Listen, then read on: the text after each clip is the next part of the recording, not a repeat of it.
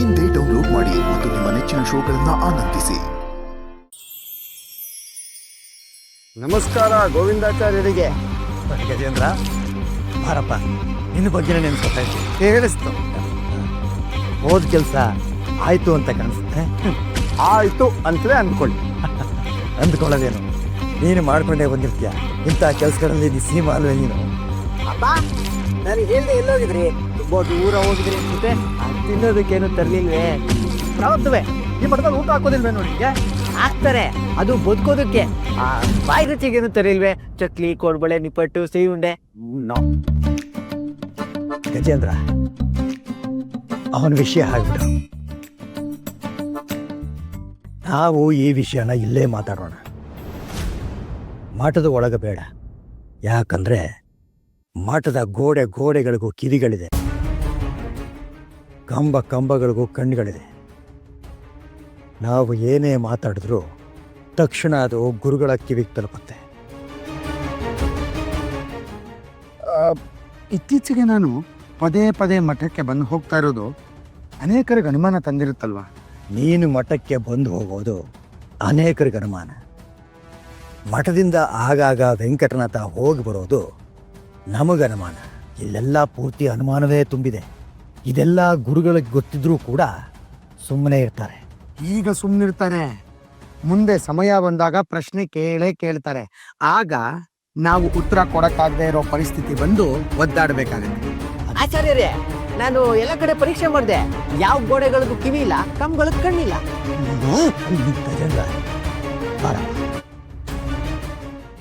ನೀನು ಹೋದ ಕೆಲಸ ಸುಸೂತ್ರವಾಗಿ ಆಯಿತು. ಆಚಾರ್ಯರೇ, ನಾನು ಮನಸ್ಸು ಮಾಡಿದ ಮೇಲೆ ಸುಸೂತ್ರವಾಗಿ ನಡಿಲೇಬೇಕು. ನಿಮ್ಗೆ ಯಾಕೆ ಅನುಮಾನ?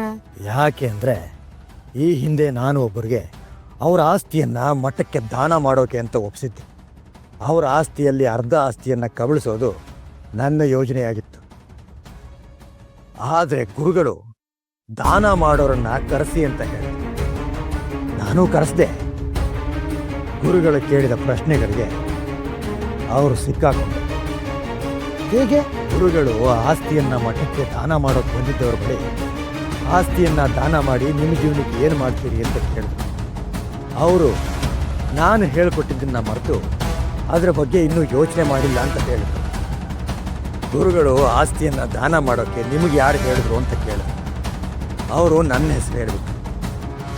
ಕೊನೆಗೆ ಗುರುಗಳು ಅವರಿಗೆ ನಯವಾಗಿ ಬುದ್ಧಿ ಹೇಳಿ ನನಗೆ ಸಾತ್ವಿಕ ಭಾಷೆಯಲ್ಲಿ ಚೀಮಾರಿ ಹಾಕಿ ಕಳಿಸಿದ್ರು. ನನಗೆ ಹಾಗಾಗೋದು ಬೇಡ, ಆಮೇಲೆ ನನ್ನ ಮಗನ ಭವಿಷ್ಯ ಮುಗಿದೇ ಹೋಗುತ್ತೆ. ಅದಕ್ಕೆ ಮುನ್ನೆಚ್ಚರಿಕೆಯಾಗಿ ನಾನು ಹೇಳ್ತಾ ಇರೋದು, ದಾನ ಮಾಡ್ತಾ ಇರೋದು ವಯಸ್ಸಾದ ಹೆಂಗಸು. ವಾರಸ್ದಾರರಿಗಿಲ್ಲ ಅಂತ ಬೇರೆ ಹೇಳ್ತಾ ಇದೆಯಾ? ಆಕೆ ಗುರುಗಳು ಕೇಳೋ ತಾರ್ಕಿಕವಾದ ಪ್ರಶ್ನೆಗಳಿಗೆ ನಾವು ಹೇಳಿಕೊಟ್ಟಾಗೆ ಉತ್ತರ ಹೇಳಬೇಕು. ಅದನ್ನು ಬಿಟ್ಟು ಬೇರೆ ಏನಾದರೂ ಹೇಳಿದ್ರೆ ಈ ಮಠದಲ್ಲಿ ನಿನ್ನ ಕತೆ ಮುಗಿದ ಹಾಗೆ. ಜೊತೆಗೆ ನನ್ನ ಕತೆನೂ ಮುಗಿದ ಹಾಗೆ. ನೀವಿಬ್ರು ಏನೋ ಕತೆಗಳು ಹೇಳ್ತಾ ಇದ್ದೀರಾ ಅಂತ ಗೊತ್ತಾಗ್ತಾ ಇದೆ, ಆದ್ರೆ ಯಾವ ಕತೆ ಅಂತ ಗೊತ್ತಾಗ್ತಾ ಇಲ್ವಲ್ಲ ಗೋವಿಂದ? ನಿಂದೆ ಕತೆ. ಗಜೇಂದ್ರಾಚಾರ್ಯನ ಮಗ ದಡ್ಡ ಶಿಖಾಮಣಿ ಅಂತ ಶೀರ್ಷಿಕೆ. ನೀನ ಖಲನಾಯಕ. ಬಾಯ್ ಮುಚ್ಕೊಂಡು ನಿಂತ್ಕೋ. ಆಚಾರ್ಯರೇ, ಅಲ್ಲ ಆಚಾರ್ಯರೇ, ಇದು ಬಹಳ ಯೋಚನೆ ಮಾಡಬೇಕಾದ ವಿಷಯ. ಆಕೆ ಆಸ್ತಿಯನ್ನ ದಾನ ಮಾಡೋದಕ್ಕೆ ಒಪ್ಪಿದ್ದಾಳೆ, ಆದರೆ ಕೆಲವು ನಿಯಮಗಳನ್ನು ಹಾಕಿದ್ದಾಳೆ. ಅದೆಲ್ಲದರ ಬಗ್ಗೆ ನಾವು ಬಹಳ ಮುನ್ನೆಚ್ಚರಿಕೆಯಿಂದ ಯೋಚನೆ ಮಾಡಬೇಕಾಗತ್ತೆ. ಅಲ್ಲದೆ ಈ ವಿಷಯವನ್ನ ಮೊದಲು ಗುರುಗಳ ಮುಂದೆ ಪ್ರಸ್ತಾಪ ಮಾಡಲೇಬೇಕು.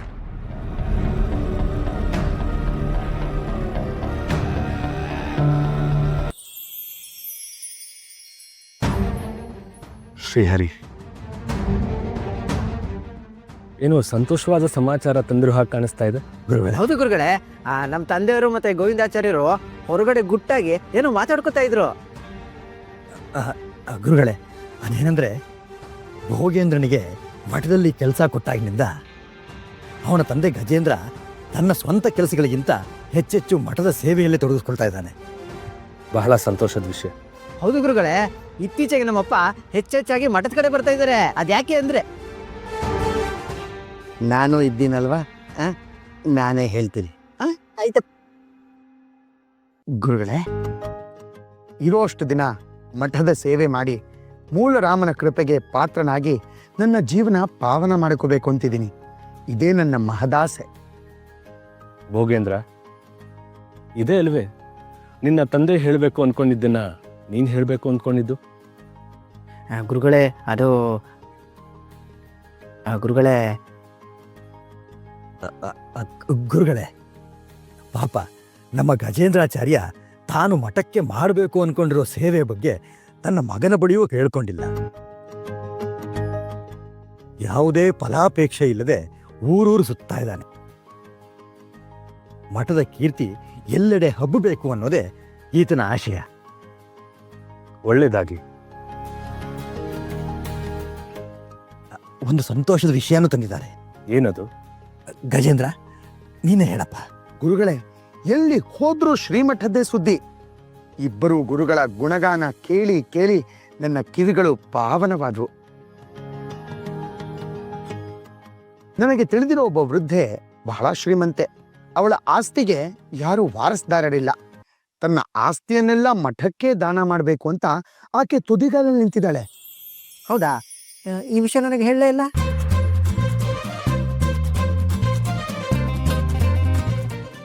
ಭೋಗೇಂದ್ರ, ನಿನ್ನ ತಂದೆ ಈ ಮಠಕ್ಕೆ ಮಾಡಬೇಕು ಅಂದ್ಕೊಂಡಿರೋ ಸೇವೆ ಯಾರಿಗೂ ಗೊತ್ತಾಗಬಾರ್ದು ಅನ್ನೋದೇ ಅವರ ಅಭಿಮತ. ಗಜೇಂದ್ರ, ಶ್ರೀಮಠಕ್ಕೆ ದಾನಿಗಳ ಕೊರತೆ ಏನಿಲ್ಲ. ಮೂಲರಾಮ ಉಳ್ಳವರಿಂದ ಕೊಡಿಸ್ತಾನೆ.